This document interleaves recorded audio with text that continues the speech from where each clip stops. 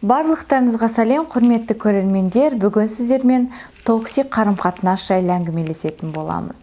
Жалпы қандай адамдардан аулақ жүру керек екендігі жайлы. Ең алдымен токсик қарым-қатынас дегеніміз не?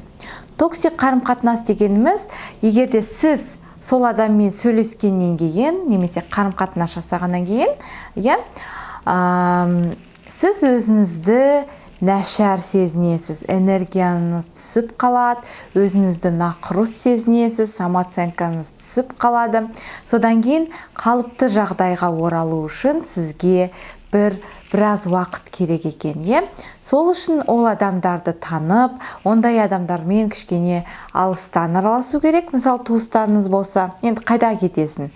Немесе мүмкіндік болса, не істеу керек? Жеке шекараны қойып көріңіз. Жалпы кішкентай кезіңізде отбасыңызда ұрып-соғу, ұрсысу, кемсіту, менсінбеу, оған критика айту қалыпты жағдай болса, өсе келе сіз басқа адаммен қарым-қатынасқа түссеңіз, досыңызбен, серігіңізбен және тағы басқа адамдармен қарым-қатынасқа түссеңіз, сол абьюзерлік немесе токсик қарым-қатынасты байқамайсыз, себебі ондай қарым-қатынас сізге қалыпты болып көрінеді.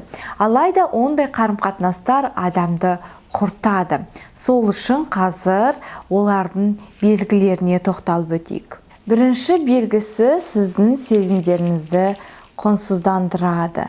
Мысал қалатын болсақ, бір сөздер сіздің жүрегіңізге тиіп қалса, сізге айтуы мүмкін. Сен барлығын жүрегіне жақын қабылдайсың. Не деген сондай адамсың? Яғни сізге бір нәрсе ұнамауы мүмкін, сіз оған айтасыз, ол адам құнсыздандырады. Ой, сен барлығын жүрегіне қабылдайсың деп. Яғни сіздің сезімдеріңізді жоққа шығарып тұр. Сіздің сезімдеріңіз жоққа шығарса, адам ретінде сізді де жоққа шығарып тұр ғой. Ол бірінші белгісі.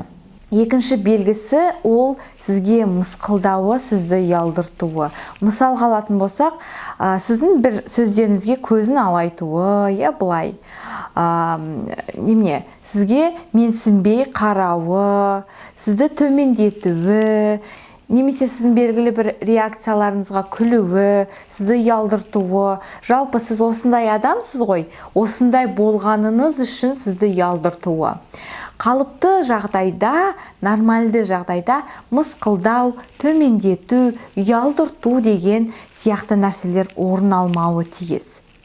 Бұндай нәрселер сізді құртады, сол үшін ондай адамдардан аулақ жүру керек, немесе алыстан араласу керек екен. Келесі ол сіздің сұрағыңызды жауапсыз қалдыру. Мысал алатын болсақ, сіз оған сұрақ қоясыз, немесе мысалы, мен осыны сезініп тұрмын, сен неге олай жасадың деген сияқты әңгімеге тартасыз. Мен ол жайлы сөйлескім келмейді деп басқа бөлмеге кетіп қалады. Яғни сіздің сұрағыңызды жауапсыз қалдыру, немесе игнорирование дейді ғой, мән бермеу. Кез келген қарым-қатынаста диалог өте маңызды, яғни екі жақты орнау керек. Егерде ол қашқақтаса, онда бұл дені сау емес қарым-қатынас. Себебі әрбір адам жауап алуға лайықты. Келесі сіздің сенімсіздігіңізбен манипуляция жасауы. Мысал алатын болсақ, сіздің партнеріңіз сіздің артық салмақта комплексіңіз бар екенін біледі.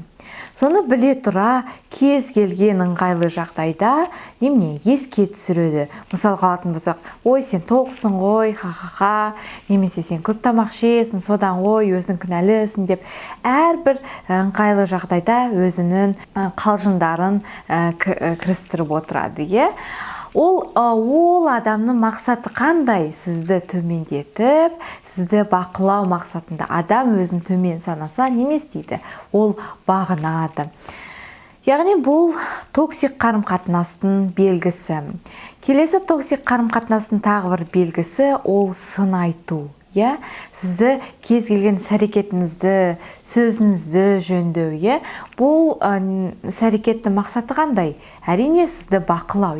Жаңағы айтқандай, адам өзін төмен санаса, самооценкасы төмен болса, не істейді? Ол бағынады. Бұл токсик қарым-қатынастардың негізгі белгісі. Әрине ондай адамдармен кішкене алыстан араласу керек, себебі ондай қарым-қатынас бізді құртады. Міндетті түрде өздеріңіз бірінші орында болу керексіздер, себебі сіз өзіңізде жалғызсыз. Қош сау болыңыздар, амандықта жүздескенше міндетті түрде комментарий жазып, лайк басып кетіңіздер, каналыма жазылыңыздар, себебі алдыда талай жаңа видео сізді күтіп тұр.